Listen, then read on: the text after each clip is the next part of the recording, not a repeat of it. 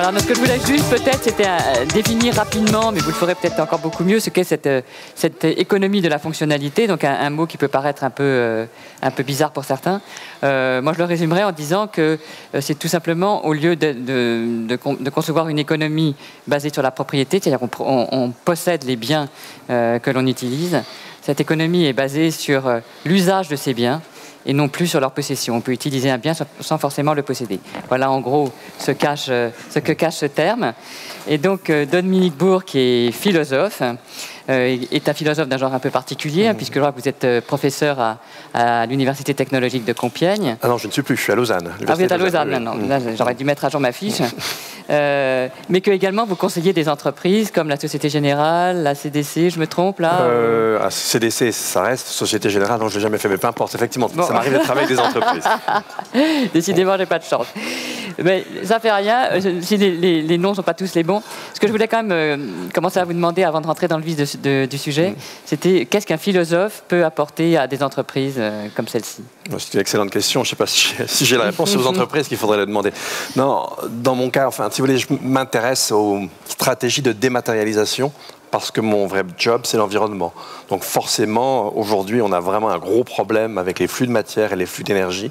Et donc l'économie de fonctionnalité, c'est une des stratégies possibles de dématérialisation. Et c'est à ce titre-là que je m'y intéresse. Mais c'est une sorte de hobby, en quelque sorte, pour moi. Ce n'est pas mon cœur de métier. OK. Donc, mais on comprend bien donc cette économie que vous envisagez, donc de la fonctionnalité, va modifier assez profondément le système actuel. Donc, est-ce que vous pensez que c'est un basculement qui va être radical, qui va être brutal? Est-ce que les choses vont se passer lentement? Comment est-ce que vous voyez un peu les évolutions? Alors, je ne propose pas un modèle qui aurait pour vocation à se substituer à toute chose. D'ailleurs, je pense que ça, c'est une idée assez absurde. Hein. Forcément, on va voir coexister des modes d'économie assez différents.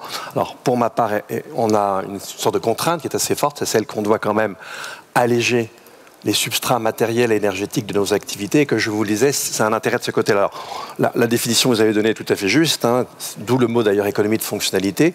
On substitue à la vente d'un bien la vente de la fonction d'usage de ce bien, d'où le mot économie de fonctionnalité. Ça peut paraître barbare, mais au bout du compte, c'est très simple. Cela dit, il y a trois modalités avec deux modalités principales. Il y a le B2B, c'est-à-dire quand c'est une entreprise qui vient prendre en charge une fonction au sein d'une autre entreprise pour laquelle cette fonction est tout à fait marginale. Marginale ou plus ou moins. Par exemple, c'est Michelin qui va vendre un service de location kilométrique des pneus à une entreprise de transport, on pourra y revenir. Ça, c'est le B2B. On a le B2C, cette fois-ci, c'est quand l'entreprise s'adresse directement au consommateur final. Donc là, on a par exemple Autolib, Vélib, tout ça, c'est du B2C. Il y a une expérience grandeur nature qui va commencer à exister dans quelques mois à Dijon, où un grand groupe d'électroménagers, tout le monde a deviné, mais enfin bon, je ne dois pas dire le nom, va effectivement installer, si vous voulez, 20 lieux où on pourra louer des éléments d'électroménager. Ce qui est intéressant, c'est l'envie derrière qui va assurer donc l'économie solidaire, qui va assurer les fonctions de nettoyage, d'entretien, de relation avec la clientèle. Et puis finalement, on a la troisième possibilité, ça serait C2C, si vous voulez, c'est lorsque effectivement, comme on l'a dit tout à l'heure avec l'économie collaborative, on met en relation des gens les uns avec les autres, mais avec une entreprise qui est médiatrice. Ça sera par exemple Zilloc pour faire la même chose, pour louer du matériel telle une perceuse, mais cette fois-ci, ce n'est pas l'entreprise qui possède le matériel, elle ne fait que la liaison, c'est un particulier qui loue à un autre particulier un objet qu'il possède. Ok. Et donc on voit au plan industriel, déjà actuellement on est en crise, les entreprises industrielles souffrent, en particulier dans notre région du monde. On peut quand même se demander si en adoptant ce type d'économie, on aura donc besoin de posséder moins de biens, puisque même on n'en possédera quasiment plus, donc produire aussi moins de biens. Donc est-ce que les entreprises industrielles ne vont pas être dans un état encore plus catastrophique qu'elles ne le sont actuellement? Alors, on va déjà, c'est pour ça que j'ai fait le distinguo, si vous voulez, le problème ne se pose pas de la même manière. Hein, lorsqu'on a affaire à une entreprise qui prend en charge une fonction dans une autre entreprise, le problème n'est pas le même. Mais là, je vais pouvoir donner différents exemples pour qu'on comprenne bien la chose. Quand dans les années 70-70, Rank Xerox invente un nouveau procédé de photocopie, les photocopieuses sont trop chères. Elles ne peuvent pas être vendues sur le marché. Elles sont beaucoup plus chères que la concurrence. Donc, qu'est-ce que va faire Rank Xerox? Eh bien, Rank Xerox va vendre un service photocopie. Et donc à partir de ce moment-là, c'est très intéressant parce que derrière, ils vont changer toute la manière de concevoir leur objet. Ils vont le concevoir de telle sorte que lorsqu'on met chez le client un appareil qui a l'air neuf, en fait, vous pouviez avoir à l'époque, ça a changé maintenant, mais jusqu'à 80% de pièces qui avaient déjà été utilisées dans un autre. Donc là, on voit bien l'intérêt. Maintenant, imaginez par exemple que Michelin invente un pneu qui s'userait très très très peu. Bon, alors je peux vous l'assurer à l'avance, il serait très cher, ce pneumatique. Donc il ne pourrait de toute façon pas le vendre. Et donc imaginez maintenant qu'ils le vendent quand même et qu'ils aient des acheteurs assez fous pour en acheter suffisamment pour couvrir le marché. Qu'est-ce que fait Michelin après? Il ferme la porte. C'est pas tout à fait génial. En revanche, qu'est-ce que vous pouvez faire dans ce cas-là? Eh bien, c'est pas vendre vos pneumatiques, mais c'est effectivement vendre l'usage des pneumatiques et facturer au kilomètre, ce que fait effectivement Michelin aujourd'hui. Alors rassurez-vous, ils n'ont pas des pneus inusables, mais cela dit, avec ce genre de choses, on va très bien comprendre tout de suite les avantages. La première, c'est qu'un pneu, ça permet deux opérations qui sont très importantes, qui est tout d'abord le recreusage et ensuite le rechappage. Donc il y a une quantité de gomme suffisante pour qu'on puisse recreuser à un certain moment, et puis quand la quantité n'est plus suffisante du tout, on rechappe, on remet de la gomme. Or, ce qui est important, c'est que pour chacune de ces opérations, vous avez une fenêtre d'action. Si vous la manquez, vous ne pouvez ni recreuser, ni rechapper. Et effectivement, quand on recreuse et quand ensuite on rechappe, eh bien la même carcasse va avoir plusieurs vies. Donc c'est-à-dire qu'on va rendre le même service, rouler, faire des kilomètres, mais on va user beaucoup moins de pneumatiques. Donc en d'autres termes, avec ce système, Michelin peut vendre moins de pneus, avoir un impact sur l'environnement réduit et gagner plus d'argent. Ça, on voit tout de suite l'intérêt pour le B2B. Alors, pour le B2C, c'est un petit peu différent parce que là, effectivement, il y a un aspect mutualisation.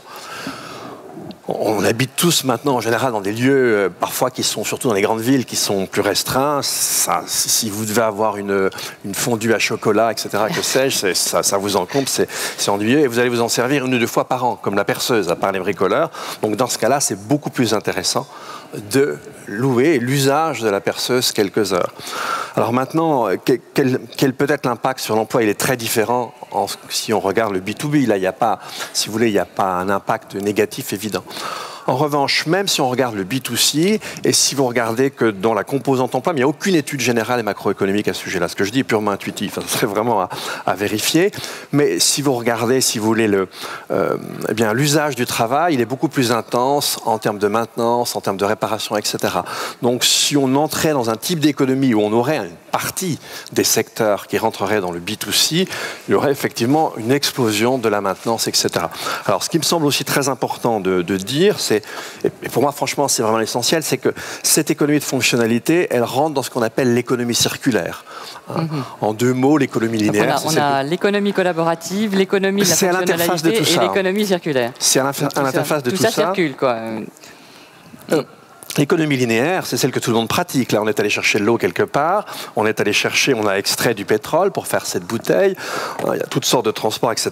Une fois que c'est fini, elle va partir à la poubelle et on peut l'espérer, elle va être recyclée.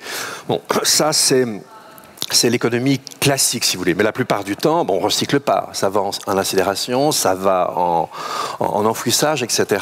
Et donc, on a quand même une biosphère avec des ressources finies. On consomme, on rejette de façon d'ailleurs exponentielle. Et on sait très bien que ce n'est pas viable indéfiniment. Donc, il y a cette idée qui ne date pas d'aujourd'hui entre nous d'économie circulaire, où l'idée est très différente. On va chercher à réduire à l'amont, c'est-à-dire pour le même service rendu au consommateur final, l'idée c'est d'utiliser moins de matière, moins d'énergie, c'est de concevoir le bien dès le départ, ce qu'on appelle l'éco-conception, de telle sorte qu'on puisse éviter les aspects toxiques, qu'on puisse après réutiliser, refabriquer et in fine seulement recycler en ayant l'objectif idéal de zéro déchet. Alors l'économie de fonctionnalité, elle va s'insérer dans ce schéma plus général parce qu'effectivement, celui qui crée garde la propriété de l'objet. Plus son objet va être utilisé, plus il est rentable pour lui, plus le support matériel du service qu'il va vendre dure, plus il va pouvoir vendre d'unités fonctionnelles, si vous voulez, d'unités d'usage. Et donc, en quelque sorte, et c'est la seule économie où ça marche comme ça, eh bien, vous avez l'intérêt économique de l'opérateur et l'intérêt plus général de la société et de la biosphère qui se recouvrent l'un et l'autre. Vous n'avez pas besoin de contraintes réglementaires pour y arriver. C'est dans l'intérêt direct d'assurer cette durée. Alors, je ne dis pas que ça marche à tous les coups, mais dans un certain nombre de cas, ça marche effectivement très très bien. Donc c'est ça l'intérêt, si vous voulez, de ce qu'on appelle l'économie de fonctionnalité. C'est un aspect des stratégies plus générales de dématérialisation. Et la stratégie par excellence, ça s'appelle justement l'économie circulaire. C'est pas si compliqué que ça. D'accord. Non, mais tout ça est très vertueux, mais néanmoins, on voit que depuis disons 2 décennies, peut-être un peu plus, les entreprises se sont au contraire acharnées, enfin, on a eu l'impression, à concevoir des produits qui, au contraire, ce qu'on appelle l'obsolescence programmée, étaient périssables rapidement et qui devraient être renouvelés et donc contraindre les consommateurs à acheter plus souvent, etc. Donc là, ce que vous proposez, c'est un modèle complètement différent. Finalement, on peut dire qu'on revient à plusieurs décennies en arrière où on achète des produits de qualité le plus possible et on essaie de les garder le plus longtemps. Il y a eu toute cette période de produits de renouvellement, produits jetables, etc. Maintenant, on rebasculerait vers ce système donc de produits durables, etc. Mais est-ce qu'une entreprise peut comme ça basculer aussi facilement d'un modèle à un autre? Est-ce que c'est possible? Non, c'est assez complexe parce que ça demande un investissement initial qui est très important. Mais je vais reprendre les deux. De ce que vous connaissez vous actuellement, est-ce que vous pensez qu'elles sont aptes, qu'elles y réfléchissent Ah oui, non, alors c'est plus que ça. C'est-à-dire qu'aujourd'hui, il y a beaucoup d'entreprises. Par exemple, là, je viens de signer un contrat de recherche justement pour un grand groupe français où l'idée, c'est de repartir du déchet pour reproposer de la matière première secondaire, mais dans un esprit d'économie de fonctionnalité. Par exemple, si cet industriel va intervenir auprès d'un autre industriel pour des briques réfractaires, il ne va plus vendre de briques réfractaires. Il va vendre un service de réfraction. Et donc, s'il arrive... Je vais prendre un autre exemple, un industriel, par exemple, qui va vendre une solution pour épurer une cheminée. Bon, et donc, il va produire la commodité qui va permettre de faire ça. Plus lui-même améliore son procédé, moins il gagne d'argent. Parce que moins il va vendre de son produit qui va permettre l'épuration des fumées d'une cheminée. En revanche, s'il vend le service épuration, plus il va faire de progrès en termes d'ingénierie sur les techniques d'épuration, plus l'environnement va y gagner et plus lui-même va y gagner. Mais revenons à vos exemples d'économie d'obsolescence programmée. Faisons attention parce que l'obsolescence absolument programmée, c'est quand même assez rare. Mais je vais donner 2 exemples. Mais il y a une obsolescence générale, effectivement, les industriels veulent vendre. Mais prenons 2 cas d'obsolescence programmée qui ont été dénoncés. L'un, c'était, je crois, les imprimantes HP, où il y a un petit logiciel qui arrêtait l'imprimante à partir d'un certain nombre de copies. Okay. Un autre, c'est par exemple Samsung qui vendait des grands écrans plats avec en fait un transformateur qui était près d'une pièce décisive et on savait qu'au bout d'1 an, ou 2 ans, le transformateur finissait par faire casser la pièce en question et l'écran n'était plus utilisable. Si vous ne vendiez ni l'écran ni l'imprimante, mais si vous vendiez un service photocopie ou un service écran, vous n'auriez dans les 2 cas aucun intérêt à recourir à ce genre de procédé. Donc on voit bien que là, c'est parce qu'on n'a pas déconnecté, si vous voulez, en quelque sorte, le sang économique, la vitalité économique, puis l'argent qu'il rapporte, de la conception de l'objet et de la relation à l'objet. Avec l'économie de fonctionnalité, on les reconnecte de telle sorte, encore une fois, j'insiste, que l'intérêt matériel environnemental et l'intérêt économique se recouvrent. Si je loue ma photocopieuse, eh bien, elle peut durer très très longtemps. Alors, ce qu'on va faire quand même pour que ce soit intéressant, on va s'arranger pour pouvoir, petit à petit, on va concevoir la machine à l'origine pour implanter progressivement une certaine forme de progrès. On peut de temps en temps, si vous voulez, changer le cache, remettre exactement la même chose à l'intérieur, mais le client est très content. On ne le trompe pas parce que le service peut même lui-même être amélioré. Et donc là, à la fois, je satisfais le client et je satisfais l'environnement et l'entreprise est plus rentable encore. Donc, c'est ça l'intérêt, si vous voulez, de l'économie de fonctionnalité. Il faut l'avoir par rapport à cet aspect environnemental. Maintenant, il ne faut pas en attendre, si vous voulez, une espèce de panacée absolue. En matière d'environnement, on sait qu'on a tous le même problème, celui qu'on appelle l'effet rebond. Je donne un exemple pour qu'on le comprenne facilement. Imaginez quelqu'un qui fasse des économies chez lui, qui a un pavillon de banlieue et qui achète une pompe à chaleur.